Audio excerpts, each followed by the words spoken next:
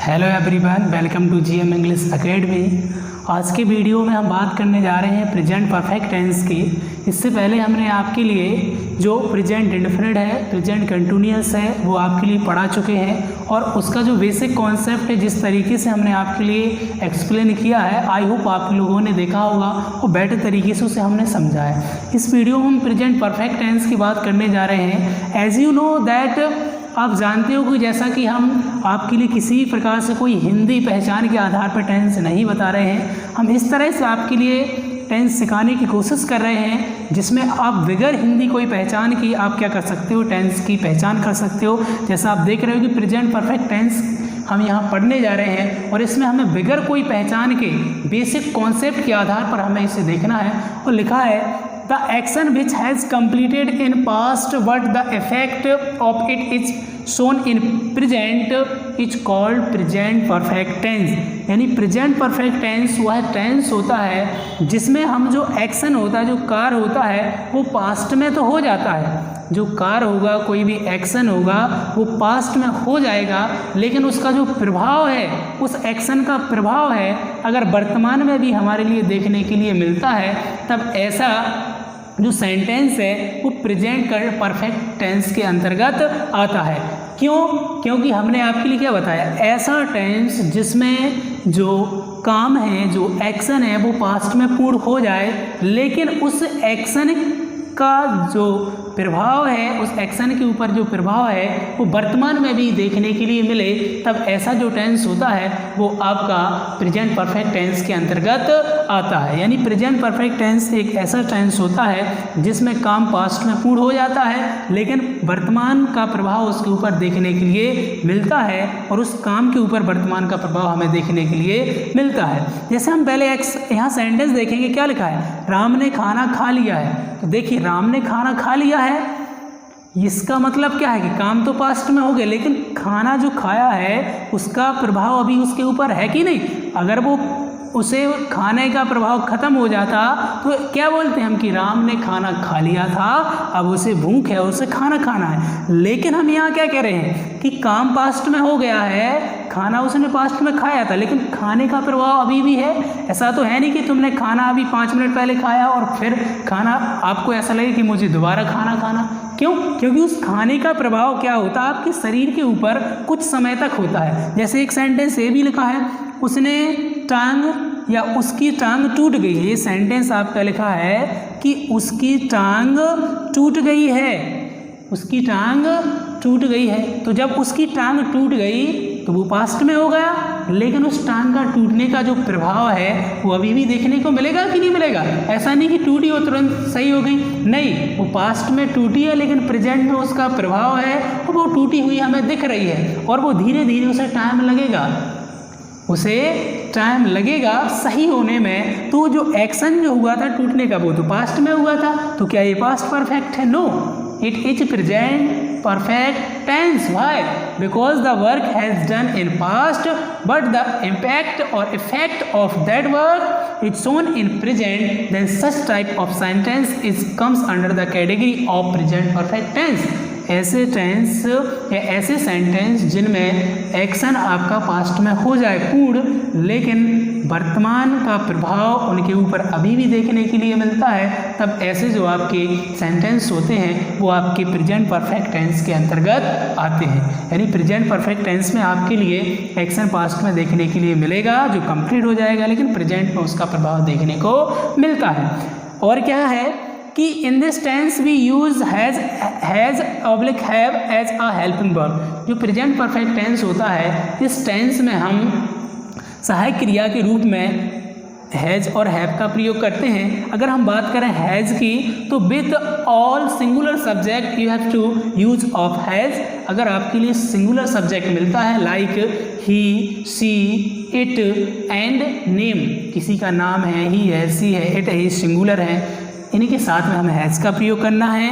अगर आपके लिए कोई प्लूरल सब्जेक्ट मिलता है, जैसे आई है, यू है, वी है, दे है, या टू और मोर देन टू, दो या दो से अधिक हो, तब उनके साथ always we have to use of have, हमें हमेशा और हमेशा हैव का प्रयोग करना है। ये आपकी सहायक क्रिया के रूप में हम प्रेजेंट परफेक्ट टेंस में इनका यूज करते हैं। और प्रेजेंट परफेक्ट टेंस में we have to use always third form of the verb, हमें प्रेजेंट परफेक्ट टेंस में हमेशा और हमेशा क्रिया की थर्ड फॉर्म का प्रयोग करना है। केवल इतनी चीज़ें आपको ज़्यादा सीखने की जरूरी नहीं है। देखो आपको पता क्या बताया गया होगा कि जिन हिंदी वाक्यों के अंत में चुका है, चुकी है और क्या बताया जाएगा, चुके हैं, ये सारे कॉन्सेप्ट दिए गए होंगे। ये टोटली आपके लिए कंप्लीट इसका नॉलेज नहीं करवाते हैं। इनसे केवल और केवल हम कुछ चुनिंदा सेंटेंस को बना लेते हैं। वह खाना खा चुकी है, तो इससे आप चुका चुकी ढूंढोगे हमेशा, हमें चुका मिल जाए, चुकी मिल जाए तो बना लेंगे। और यहाँ तो चुका चुकी नहीं है, यहाँ तो चुका चुकी नहीं है, फिर भी कैसा है, फिर भी आपका प्रेजेंट परफेक्ट टेंस है। क्यों? क्योंकि इनमें जो हमें एक्शन देखना है, कॉन्सेप्ट पकड़ना है कि चुका चुकी से ही आपका परफेक्ट नहीं होता है। नहीं, चुका चुकी देखा और प्रेजेंट परफेक्ट हो गया, no.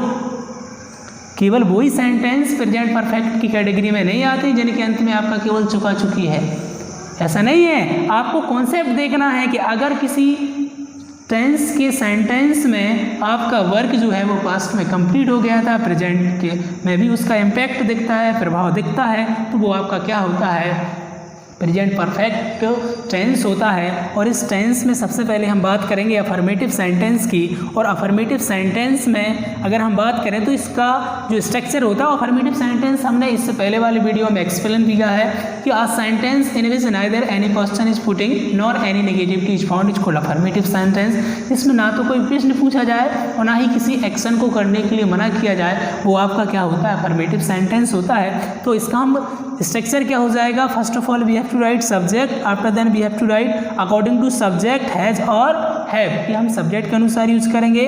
After then we have to use always third form of the verb, after then we have to write object, after then we have to write other word. Subject लिखिएगा, इसके बाद helping verb लिखिए, क्रिया की third form लिखिए, object लिखिए और other वर्डों को लिख दीजिए और फिर सेंटेंस को आप बनाइए।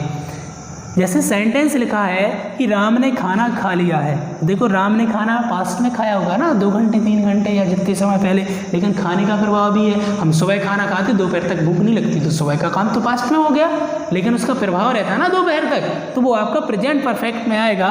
तो हम इसे क्या बनाएंगे, सब्जेक्ट क्या है, राम, हमने क्या लिखा, राम। अब राम सिंगुलर है तो कौन सी वर्ब आ जाएगी, अगर राम सिंगुलर है तो क्या हो जाएगा, हैज, राम हैज। क्या है, क्रिया क्या है, ईटन, यानी वर्ब आपका क्या है, ईटन, तो थर्ड फॉर्म हमने लगा दी, ईट का ईटन हो गया। और क्या है आपका ऑब्जेक्ट, क्या है, फूड, तो Ram has eaten food. Next है उसकी टांग टूट गई है, उसकी टांग टूट गई है, तो क्या बोलेंगे, उसकी यानी सी या हर हम बोलेंगे his lag, his lag singular है तो क्या आ जाएगा, has, his lag has broken, his lag has broken, उसकी टांग टूट गई है, पास्ट में टूटी थी लेकिन उसका इम्पैक्ट अभी भी है। तो यह आपका क्या है, अभी और सेंटेंस देखिएगा, जैसे हमने और सेंटेंस लिया, देखिए हमने लिया, मान के चलिए अगला सेंटेंस हम देखते हैं इसी में कि तोड़ दिया है तो क्या हो जाएगा, सब्जेक्ट है आपका यू, प्लूरल है तो आ जाएगा हैव, यू हैव, और तोड़ना यानी कि pluck, third form pluck, you have plucked a flower, a flower. और देखिए अगर हम और सेंटेंस देखते हैं तो जैसे हमने बोला मैंने पाठ याद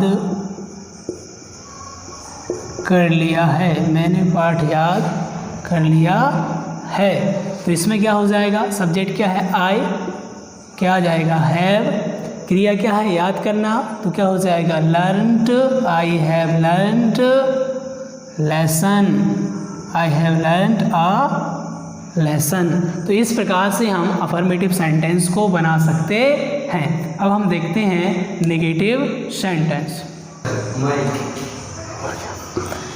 चलो यहाँ देखते हैं हम नेगेटिव सेंटेंस। और नेगेटिव सेंटेंस की बात करें तो नेगेटिव सेंटेंस हमने पहले वाले वीडियो में एक्सप्लेन किया है कि a sentence which has sense of negativity is called negative sentence. एक ऐसा वाक्य जिसमें नकारात्मकता पाई जाए या किसी वाक्य में अगर किसी काम को करने के लिए मना किया जाता है वो आपका नेगेटिव सेंटेंस होता है। और प्रेजेंट परफेक्ट की नेगेटिव सेंटेंस में हमें कुछ नहीं करना है, सबसे पहले सब्जेक्ट लिखना है, इसके बाद हेल्पिंग वर्ब हैज़ या हैव लिखना है, अकॉर्डिंग टू सब्जेक्ट लिखेंगे, फिर नॉट लिखेंगे, क्रिया की थर्ड फॉर्म लिखेंगे, ऑब्जेक्ट लिखेंगे और फिर अदर वर्ड लिख के सेंटेंस को बना देंगे। जैसे हमने एक सेंटेंस लिया, हमने सेंटेंस है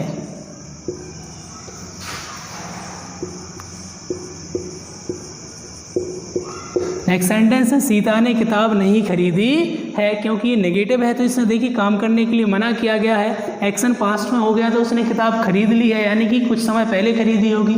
लेकिन वो बुक का प्रभाव तो अभी है ना, क्योंकि बुक तो अभी उसके पास में है, तो ये आपका क्या होगा, प्रेजेंट परफेक्ट होगा। और प्रेजेंट परफेक्ट की हेल्पिंग ट्रांसलेशन के लिए हम सब्जेक्ट देंगे। सब्जेक्ट क्या है आपका, सीता है, इसके बाद में हेल्पिंग सिंगुलर है सब्जेक्ट तो क्या आ जाएगा, हेल्पिंग वर्ब हैज आ जाएगा, फिर नॉट आ जाएगा, क्रिया क्या है खरीदना तो क्या हो जाएगा वॉट हो जाएगा, इसके बाद में क्या है बुक तो क्या हो जाएगा अ बुक, यानी कि सीता ने एक किताब नहीं खरीदी है। ये आपका सेंटेंस हो गया। चलिए और देखते हैं सेंटेंस। नेक्स्ट सेंटेंस है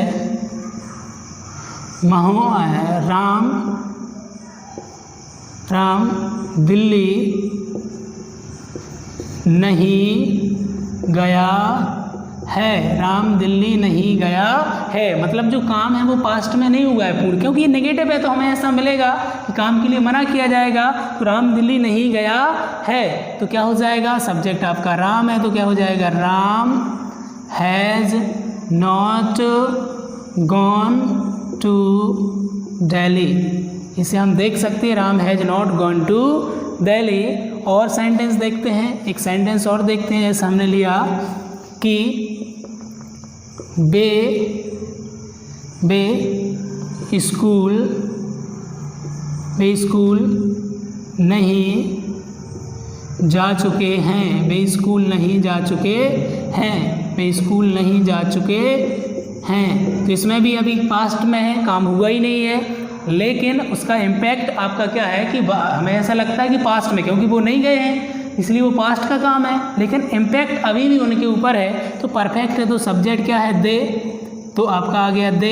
इसके बाद में हेल्पिंग वर्ब आएगी हैव, क्योंकि प्लूरल है। इसके बाद में आ जाएगा नॉट, फिर क्रिया क्या है गो, थर्ड फॉर्म हो जाएगी gone to school, gone to school. इस प्रकार से आपका नेगेटिव सेंटेंस हम इसकी इंग्लिश बना सकते हैं। अब देखते हैं इसका सिंगल इंट्रोगेटिव सेंटेंस। देखते हैं हम सिंगल इंट्रोगेटिव सेंटेंस। और सिंगल इंट्रोगेटिव सेंटेंस को हम कई बार एक्सप्लेन कर चुके हैं, वीडियो आपके पास डला है ऑलरेडी, प्लेलिस्ट में जाकर आप देख लीजिए। और इसकी बात करें सिंगल इंट्रोगेटिव की तो कई बार बताया है आपके लिए कि a sentence which start question word क्या in Hindi while helping verb in English is called single interrogative sentence. एक ऐसा वाक्य जो हिंदी में प्रश्नवाचक शब्द क्या से शुरू होता है, इंग्लिश में हेल्पिंग वर्ब से शुरू होता है, वो सिंगल इंट्रोगेटिव है। और हम यहाँ पर बात कर रहे हैं प्रेजेंट परफेक्ट टेंस की, इसलिए अगर प्रेजेंट परफेक्ट टेंस में देखेंगे तो first of all we have to write has और have, after then subject, after then if not. इसका मतलब ये है कि अगर वाक्य में नॉट आए यानी कि नहीं का सेंस आए तो नॉट लगाते हैं केवल,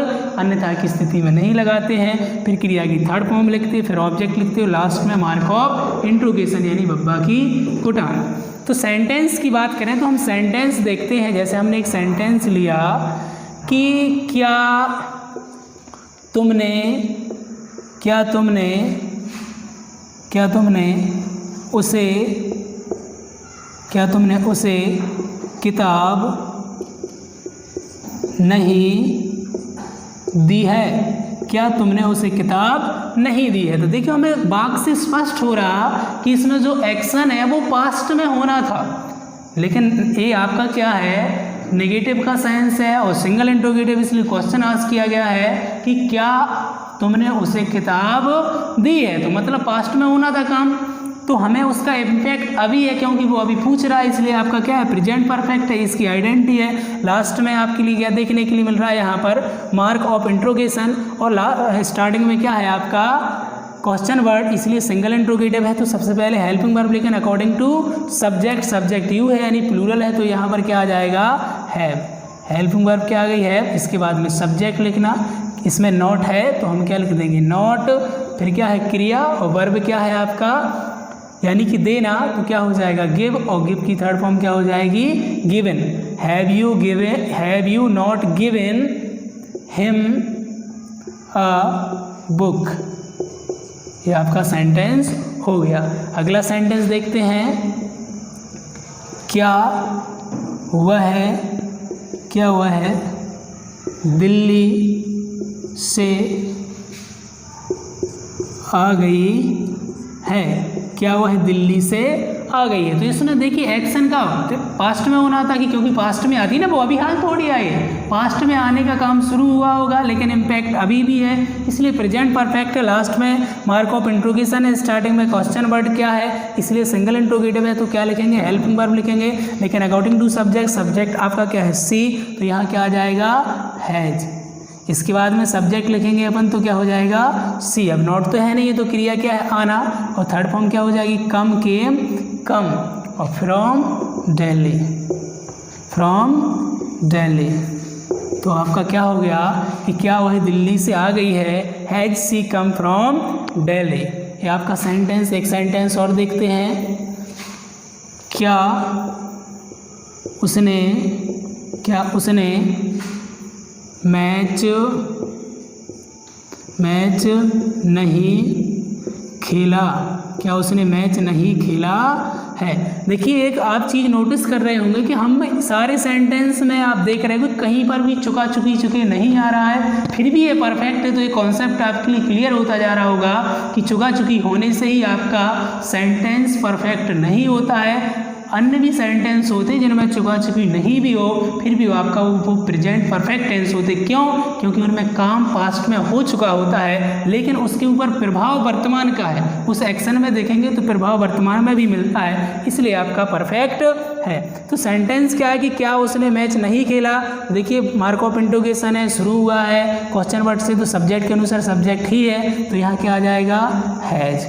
फिर सब्जेक्ट क्या लिखेंगे ही, फिर नॉट है तो क्या लिख देंगे नॉट, फिर क्रिया क्या है खेलना का मीन्स होता है प्ले, और प्ले की थर्ड फॉर्म प्लेड, तो क्या हो गया ये हो गया आपका played. Has he not played match, has he not played match. इस प्रकार से आपका सिंगल इंट्रोगेटिव होता है और इसे हम समझ सकते हैं। अब हम देखते हैं डबल इंट्रोगेटिव सेंटेंस। चलो यहाँ हम बात कर रहे हैं डबल इंट्रोगेटिव सेंटेंस की, और डबल इंट्रोगेटिव सेंटेंस के लिए भी हमने बताया है कि एक ऐसा वाक्य जो हिंदी में तो प्रश्नवाचक शब्दों को वाक्य के बीच में रखता है, जबकि अंग्रेजी में सेंटेंस उसी शब्द से प्रश्नवाचक शब्द से शुरू होता है, वो आपका डबल इंट्रोगेटिव है। और हम प्रेजेंट परफेक्ट की बात कर रहे हैं तो हम हेल्पिंग वर्ब उसी के अनुसार लिखेंगे। हमें सबसे पहले क्वेश्चन वर्ड लिखना होता है, फिर हेल्पिंग वर्ब लिखनी होती है, फिर सब्जेक्ट लिखना होता है, फिर अगर नॉट आता है तो नॉट लिख देते हैं, क्रिया की थर्ड फॉर्म लिख देते हैं, फिर ऑब्जेक्ट और लास्ट में मार्क ऑफ इंट्रोगेशन को हम लिख देते हैं। ये आपका स्ट्रक्चर होता है। हम सेंटेंस की बात करेंगे डायरेक्टली, और सेंटेंस जैसे हमने लिया कि तुमने उसे क्यों नहीं बुलाया, तुमने उसे क्यों नहीं बुलाया है, तुमने उसे क्यों नहीं बुलाया है। तो देखो बुलाना पास्ट में था लेकिन बुलाया नहीं गया है। देखिए आप क्वेश्चन वर्ड आपका वाक्य के बीच में है, इसलिए हम डबल इंट्रोगेटिव बुला के लिए मानेंगे। और देखो काम पास्ट में हुआ या नहीं हुआ बट लेकिन प्रेजेंट पर उसका इम्पैक्ट है, इसलिए प्रेजेंट परफेक्ट टेंस है। तो हम बनाएंगे लेकिन सबसे पहले क्या लिखेंगे question word according to structure, तो सबसे पहले क्वेश्चन वर्ड आ गया वाई। इसके बाद हेल्पिंग वर्ब सब्जेक्ट, तो सब्जेक्ट क्या है यू, तो यू प्लूरल है तो हेल्पिंग वर्ब क्या आ जाएगा हैव। फिर क्या लिखेंगे subject, why have you not है तो नॉट लगा देंगे, वाई हैव यू नॉट। क्रिया क्या है बुलाना, तो कॉल, और कॉल की थर्ड फॉर्म हो जाएगी कॉल्ड, किसे उसे, तो हिम भी, और वो लड़का भी हो सकती है लड़की, इसलिए हिम और हर में से कोई भी आप यूज कर सकते हैं। नेक्स्ट सेंटेंस देखिए, जैसे हमने सेंटेंस लिया कि हमने बोला कि गौतम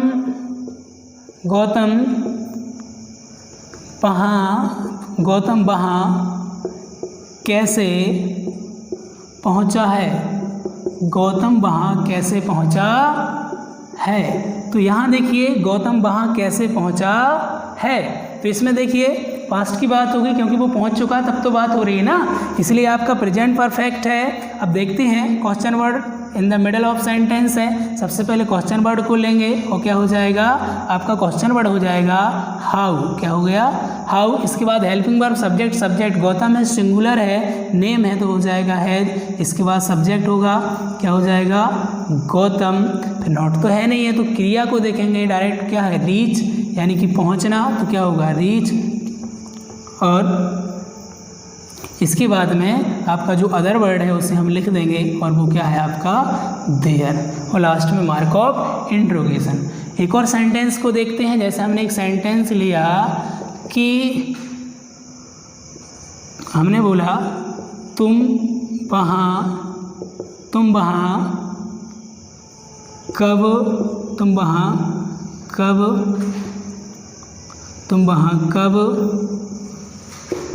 पहुँचे हो, तुम वहाँ कब पहुँच गए हो, ऐसा बोल सकते तुम वहाँ कब पहुँच गए हो।